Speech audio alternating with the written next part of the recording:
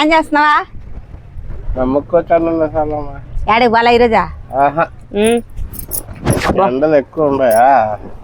ఈ మధ్య ఒకరోజు తగ్గినాలేనా? లేదు, ఈ రోజు నిన్న బాగా ఎక్కువ కదా. ఎలా ఈసారి కదా ఇంకా పందెం పెట్టుకున్నావా? ఏం పదం, ప్రతిసారి నువ్వే కలుస్తున్నావు, నా దగ్గర డబ్బులు చెప్పాను. ఈసారి కానీ పందెం నీకు చెప్తే నువ్వే గెలుస్తావేనా? ఎట్టా?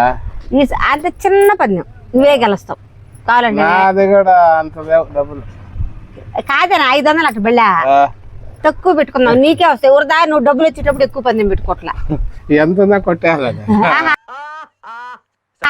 నీకేనా? నీకే వచ్చేస్తాయి. బాగా గెలుస్తాయి. సరే 200 ఏనా పందెం పెట్టుకుందాం. 200 చిన్న పందెం అది.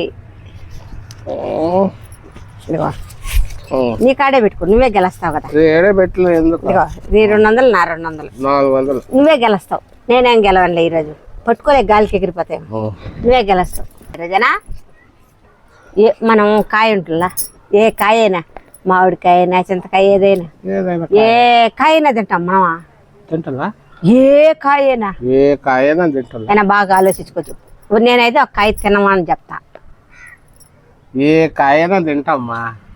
బాగా ఆలోచించుకోనా? బాగా ఆలోచించుకున్నది ఏముంది. మళ్ళా చెప్పినాక అబ్బో అనకూడదు. లేదు, ఏ కాయ అయినా, ఏ కాయ అయినా తినొచ్చు. పక్షులు కూడా తింటాయి, వైద్యానికి కూడా పనికి వస్తాయి కొన్ని కాయలు. ఏ కాయ అయినా అసలు మేకలు తింటా. ఏ కాయనా తింటాం. ఏ కాయ అయినా తింటాయి. తినని కాయ అంటే ఉండదు. నా బాగా ఆలోచించుకో. భూమి మీద పుట్టిన ప్రతి కాయ తింటారు. తింటా. ఓడిపోతావేమో. ఏం ఓడిపోయేదేమో లేదు. కాయ గురించి అయితే నేనే గెలిచేస్తా. సరే నా డబ్బులు ఇటు పెట్టుకో. నేను చెప్పిన ఏరబెట్టయితే నువ్వు గెలిస్తే నువ్వు, ఎవరు గెలిస్తే సరే. ఏ కాయనా? ఏ కాయ అయినా సరే. ఇది ఏందనా?